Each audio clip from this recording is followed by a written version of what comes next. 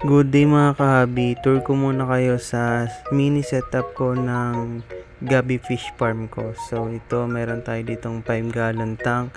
So ilalagay natin dyan yung AFR natin. Tapos meron tayo ditong maliit na container, lagayan ng mga gamit natin. Then meron din tayong 10 gallon tank na napulot lang natin. And meron tayong container dito para sa breeder natin ng Cobra Blue Tail natin. So ayun yung indoor setup natin. Then meron din tayo ditong hatchery ng BBS natin. So ngayon wala tayong hina-hatch na BBS kasi wala tayong price ngayon. So mag-hatch ulit tayo ng BBS kung meron na tayong mga fry. So dito naman tayo sa outer setup ko.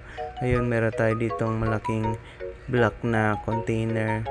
Then nandito din yung maliit na container, meron tayong feed dirt. Nandito naman yung mga male na Cobra Blue Tail din, yung full gold natin na male. Then meron din tayo sa ilalim. Sa ngayon wala pa yung laman, pero plano natin gawing grow out yan ng mga fry. Ayun, yun lang yung setup natin dito sa outdoor. So thank you guys for watching. Bye bye.